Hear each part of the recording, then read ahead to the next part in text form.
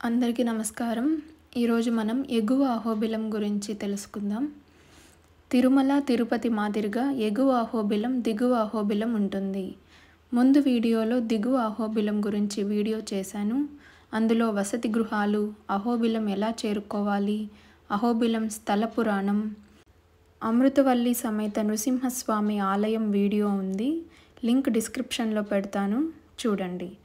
ఈరోజు మనం ఎగువ అహోబిలం గురించి తెలుసుకుందాం. నల్లమల కొండలు ఆదిశేషుని రూపంగా వర్ణించబడ్డాయి. ఆదిశేషుని తల తిరుమలలో, నడుము భాగం అహోబిలంలో మరియు తోక భాగం శ్రీశైలంలో ఉంది. ఎగువ అహోబిలంని నవనారసింహ క్షేత్రం అని పిలుస్తారు. ఎందుకంటే ఇక్కడ నరసింహస్వామి 9 రూపాల్లో దర్శనమిస్తారు. భార్గవ నరసింహస్వామి, యోగానంద నరసింహస్వామి, ఛత్రవత నరసింహస్వామి, అహోబిల ఉగ్ర నరసింహస్వామి, క్రోడా నరసింహస్వామి, మాలోల నరసింహస్వామి, జ్వాలా నరసింహస్వామి, పావన నరసింహస్వామి, కారంజ నరసింహస్వామిగా దర్శనమిస్తారు. నవనారసింహస్వామి రూపాలు నవగ్రహాల ప్రతీకగా పూజిస్తారు. కొన్ని ఆలయాలు ట్రెక్కింగ్ ద్వారా చేరుకోవచ్చు. కొన్ని ఆలయాలు గుహ లోపల ఉన్నాయి. కొన్ని ఆలయాలు ప్రయాణించడం చాలా కష్టం. మీరు అహోబిల ఆలయం దర్శించాలనుకుంటే ట్రెక్కింగ్ షూస్, పెయిన్ కిల్లర్స్, ఇంకా అడవిలో జంతువుల నుంచి రక్షించుకోవడానికి చేతికర్ర, వాటర్ బాటిల్ తప్పనిసరిగా క్యారీ చేయండి. ఎగువ అహోబిలంలో ఎటువంటి వసతి గృహాలు అందుబాటులో ఉండవు. దిగువ అహోబిలంలో ప్రైవేట్ రూమ్స్, హరిత రిసార్ట్స్ అందుబాటులో ఉంటాయి. దిగువ అహోబిలం నుంచి ఎగువ అహోబిలం 7 కిలోమీటర్లు ఉంటుంది. మీరు ఉదయం 7ంటికి ఎగువ అహోబిలం చేరుకొని సాయంత్రం 3ంటికి తిరిగి దిగువ అహోబిలం వచ్చేయాలి. అడవి ప్రాంతం కావడంతో ఎగువ అహోబిల ఆలయాలు త్వరగా మూసివేయబడతాయి. ఎగువ అహోబిలం చేరగానే 150 మెట్లు ఎక్కిన తర్వాత చెంచులక్ష్మి సమేత ఉగ్ర నరసింహస్వామి ఆలయం వస్తుంది. ఆలయ గోడలపై దశావతారాలు, నృత్య శిల్పాలు అద్భుతంగా చెక్కబడి ఉన్నాయి. వృద్ధులు ఇంకా ఆరోగ్య సమస్యలు ఉన్నవారికి డోలీలు అందుబాటులో ఉన్నాయి. ఉగ్రస్తంభం మినహా మిగతా ఆలయాలు అన్నీ దర్శించడానికి 4,000 రూపాయలు తీసుకుంటారు. ఉగ్ర నరసింహస్వామి ఆలయం దర్శించిన తర్వాత భార్గవ నరసింహస్వామి ఆలయం వస్తుంది. ఈ ఆలయం అక్షయ తీర్థం అనే సరస్సు పక్కన ఉంటుంది. పరశురాముడు నరసింహస్వామి కోసం ఇక్కడ తపస్సు చేశారని చెబుతారు. ఆ తరువాత యోగానంద నరసింహస్వామి ఆలయం వస్తుంది. ఈ ప్రదేశం ధ్యానానికి అనువైనది. ఇక్కడ ప్రహ్లాదుడు నృసింహస్వామి కోసం ధ్యానమాచరించారని పురాణ గాథ. ఆ తరువాత ఛత్రవత నరసింహస్వామి ఆలయం వస్తుంది. ఇక్కడ జ్యోతిష్య గ్రహాల్లో ఒకటైన కేతువు స్వామివారిని పూజించాడని చెబుతారు.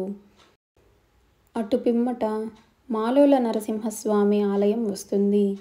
ఈ ఆలయం లక్ష్మీ పర్వతం అనే కొండ దగ్గర ఉంది. ఇక్కడ నృసింహస్వామి లక్ష్మీ సమేతుడై దర్శనమిస్తాడు. ఆ తరువాత జ్వాలా నరసింహస్వామి ఆలయం వస్తుంది. ఇక్కడ నృసింహస్వామి తన గోళ్లతో హిరణ్యకశిపుని సంహరించడానికి భయంకరంగా దర్శనమిస్తాడు. ఈ స్వామివారిని సేవించడం వల్ల విజయం లభిస్తుంది.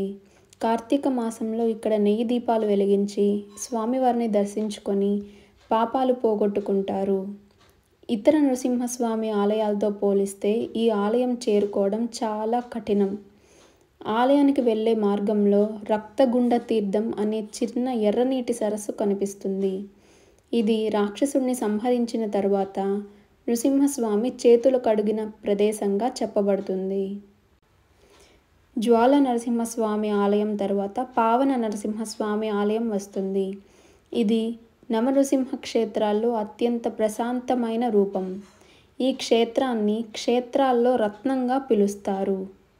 పావన నరసింహస్వామిని పాములేటి నరసింహస్వామి అని కూడా పిలుస్తారు.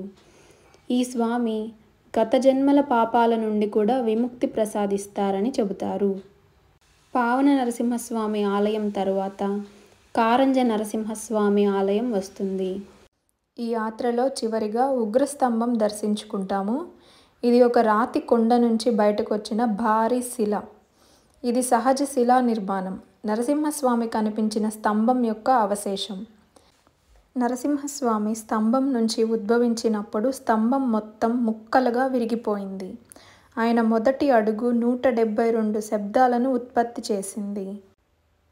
ఉగ్రస్తంభం పైన తన దక్షిణ భారత పర్యటనలో ఈ ప్రదేశాన్ని సందర్శించిన శ్రీ చైతన్య మహాప్రభు కమల పాదముద్ర ఉంది. జ్వాలా నరసింహ సమీపంలో జలపాతం తర్వాత ఉగ్రస్తంభానికి ట్రెక్కింగ్ ప్రారంభమవుతుంది. ఇది ప్రమాదకరమైన మార్గం. 80 డిగ్రీల నిటారుగా ఉన్న కొండను ఎక్కాలి. జ్వాలా నరసింహస్వామి ఆలయం నుండి ఈ ప్రదేశాన్ని సందర్శించి తిరిగి రావడానికి 3 గంటల సమయం పడుతుంది. కాబట్టి తగినంత నీరు తీసుకెళ్ళాలి. ఇంకా ఎక్కేటప్పుడు చాలా జాగ్రత్తగా ఉండాలి. జ్వాలా నరసింహస్వామి ఆలయం ఇంకా ఉగ్రస్తంభాన్ని చూడడానికి 1 రోజు సరిపోతుంది. కాబట్టి ఈ ట్రిప్ 2 రోజులు ప్లాన్ చేసుకోండి.